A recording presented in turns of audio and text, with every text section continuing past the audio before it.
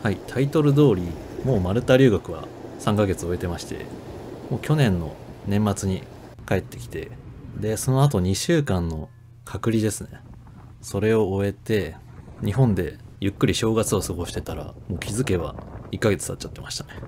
やっぱりマルタでは毎日いろんなことがあって内容が濃かったんで、もう体感速度が全然違いますね。で、今回の動画の方はちょっと、もう iPhone の中の余った動画を全部適当に寄せ集めただけなんで、全然脈略ない動画なので、あんまり気にしないでください。で、実際3ヶ月留学行ってきた感想としては、なんだかんだすごい良かったですね。もちろん日本と比べて最初はいろいろ不便に感じるところって多いと思うんですけど、例えば序盤でエレベーターに閉じ込められたり、結構いろいろあったんですけど、次から次へと降りかかってくる問題を解決するのも経験のうちですよね。英語の勉強については、もちろん学校で授業は毎日受けてますし、家でも勉強はしてたんですけど、なるべく外に出たり、人と交流する方を重視して過ごしてましたね。やっぱり日本人とか真面目なんで、学校でも必死に勉強して、で、帰ってからも宿題やったり、復習したり、ずっと勉強しちゃう人とかすごい多いと思うんですけど、留学に来ててそれやっちゃうと、もう日本の教育の中でずっとやってきたことと同じになっちゃうんですよね。で、日本人も何年も英語の授業は日本で受けておきながらも、結果的にやっぱりみんな喋れてないわけじゃないですか。それと同じ延長を、この全然遠いマルタまで来て、同じことやっちゃうのは良くないかなって思ったので、誘われたりしたら可能な限り何でもついていってましたね。もちろんしっかりした英語は授業でやるんで、その後はもう自由な時間はやっぱり学校にいる他の国から来たいろんな人たちと一緒に過ごすことで実践経験を積んでいけるというか、自分の英語を実際に使える生きた英語にしていけるっていうことになりますよね。やっぱり何か覚えるにも文字だけで覚えるより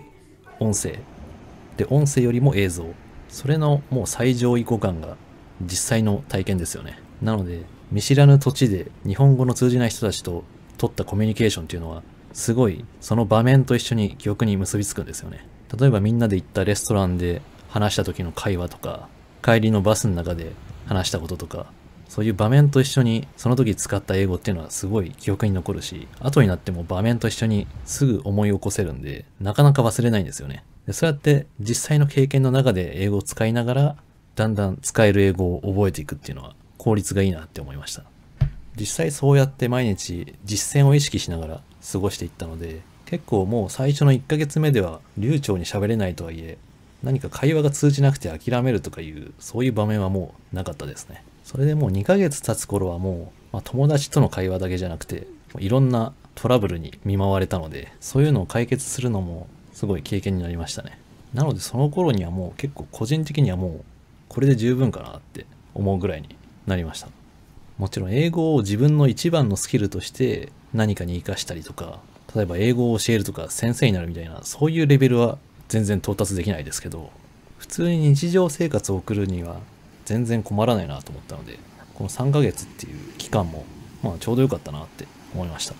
なので幼少期とかに海外生活をする機会に恵まれた人とか、そういう帰国子女じゃなかったとしても、社会人になってからある程度お金を貯めて、どうにか3ヶ月とかまとまった休みを交渉したり、あとは一旦退社して転職する合間とかですね。そういう3ヶ月どうにか期間を作って留学してみれば、ある程度の英語は習得できるっていうのが分かりましたので、これはぜひお勧めしていきたいですね。で、今回その実体験に基づいて、マルタ留学に関するガイドブック的なものを電子書籍で出しましたので、一応概要欄にリンクを貼っておきますんで、興味ある方は読んでみてください。多分こういう情報が欲しかったんだよってなるような細かいことを重点的に書いといたので、多分役に立つと思います。というわけで最後なんか宣伝みたいになっちゃいましたけど、今回は以上になります。